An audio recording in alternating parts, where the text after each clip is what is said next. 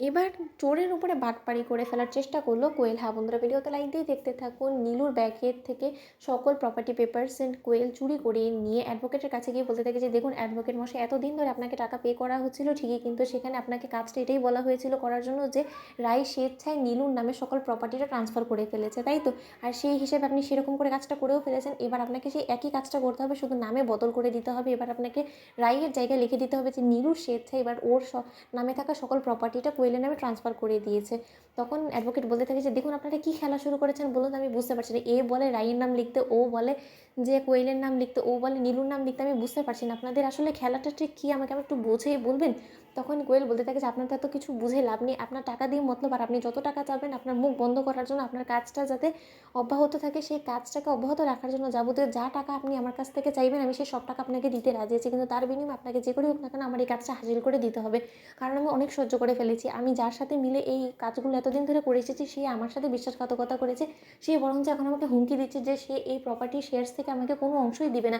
তাহলে সেটা আমি কী করে সহ্য করতে পারি বলুন তো? তখন অ্যাডভোকেট হাসতে থাকে আর বলতে থাকে যে দেখুন আমি আপনাকে তখন বলতে চেয়েও বলিনি। আমি তখনই বুঝতে পেরে গিয়েছি যে আপনারা হয়তোবা এই ক্রাইমে দুজন সঙ্গী হয়েছেন, কিন্তু নীলু যে পরিমাণে সাংঘাতিক একটা মহিলা, তার কাছ থেকে আমি অনেক আগেও এরকম একটা অভিজ্ঞতা উপভোগ করেছি। আর তার জন্যই আমি আপনাকে সাবধান করে দিচ্ছি যে তার কাছ থেকে আপনাকে একটু হলেও সাবধান থাকতে হবে, কারণ সে কিন্তু যে কোনো সময় আপনাকে ছোবল দিয়ে দিতে পারে। তখন কোয়েল বলতে থাকে যে তার ছোবল দেওয়ার আগেই যাতে আমি ওকে ছোবল দিয়ে শেষ করে দিতে পারি সেই ব্যবস্থাই আমাকে আগে করতে হবে।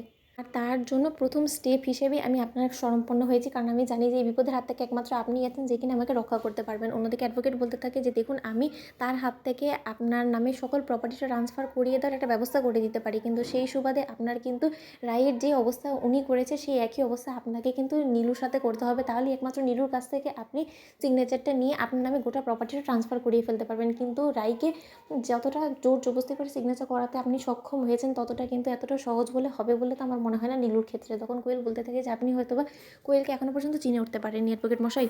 নীলু যতটাই ডেঞ্জারাস হোক না কেন, কিন্তু আমার থেকে বেশি ডেঞ্জারাস আজ অব্দি কেউ হয়তোবা জন্মই নেয়নি এই পৃথিবীতে। তাই আমার থেকে পার পাওয়াটা নীলুর পক্ষে এতটা সহজ হবে না। প্রয়োজনে আমি ওর হাত পা বেঁধে ওকে মেরে অবধি ফেলতে পারি, শুধুমাত্র আমি নিজে উদ্দেশ্যটাকে সফল করার জন্য। কারণ আমি এই প্রপার্টিটা পাওয়ার জন্য অনেক কাঠখড় পুড়িয়েছি আজ অবধি।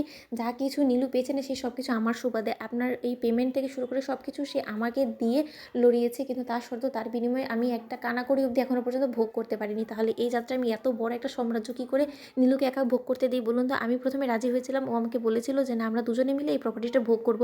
কারণ এখন যখন ও আমার সাথে বিশ্বাসঘাতকতা করেই ফেলেছে, ও যখন আমাকে হুমকি দিয়েই ফেলেছে যে ও আমাকে মারতে অবধি দ্বিধাবোধ করবে না, তাহলে আমি ওকে কেন মারতে দ্বিধাবোধ করবো বলুন তো? তো বন্ধুরা, ভিডিওটি ভালো লাগলে একটু লাইক এন্ড শেয়ার করে সাবস্ক্রাইব করতে ভুলো না।